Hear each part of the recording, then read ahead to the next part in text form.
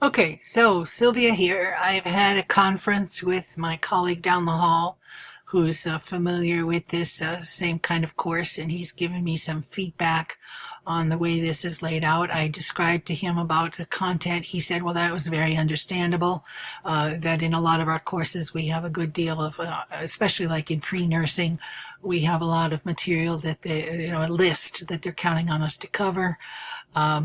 He did say that he said that we'd have an opportunity for improvement here if we have this outside of class time stuff, that we could actually link this and map it out over the semester, how these outside of class time things would be tied in to either preparing for or before or after the different lectures.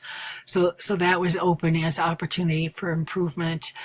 He thought that this was a nice idea to have, we could have all the different weekly objectives laid out here that are linked to this evidence.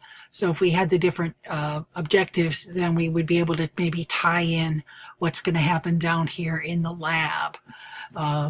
He also said that, I move this over here where we have the exam time, he said that doesn't this get to be a problem, that you have the exam in the evening and it's expected to go late. And he's absolutely right. That definitely gets to be a problem. We have students with families and we have students at work after school hours.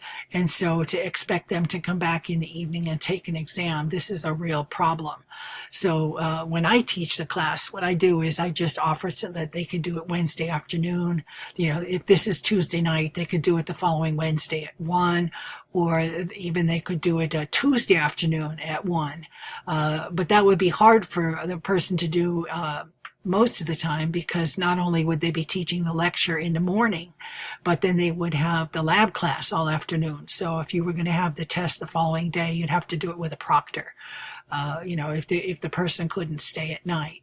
But we have had examples with various professors, and certain students have been compromised because they're not able to come for the night exam. Then the other thing he had said is, he said maybe I was a little bit too harsh on the feedback, because certainly the thing that's missing on here is the instructor's responsibility for office hours. And so I don't know, that's kind of maybe a problem with the model. Now, in some classes, I've actually incorporated one office hour a week into part of the students' required time.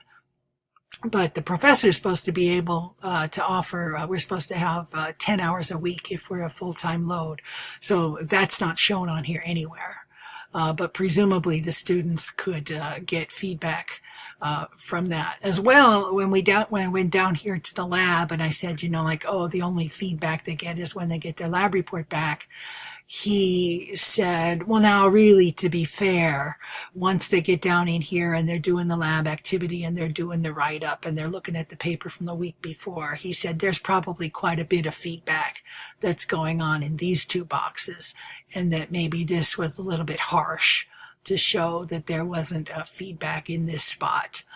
And then the other thing was, when we came over here to the exam, he said that this was very interesting, because in his class, they don't have an exam at the end where they sum up everything and they have to do written calculations and show that they can work the apparatus. But in his course, as a different subject, it might be a little bit harder to have all the different apparatus set up, because it changes so much more from week to week, because he's in physics.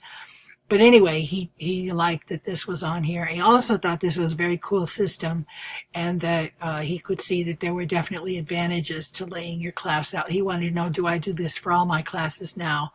And so, of course, I told him that for the different assignments, I've been doing different examples.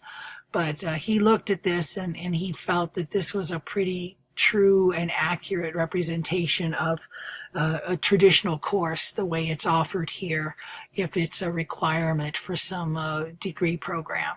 We have a lot of information that we just need to get through, and we have to convey it, and then we have to test over it. And so that was his response.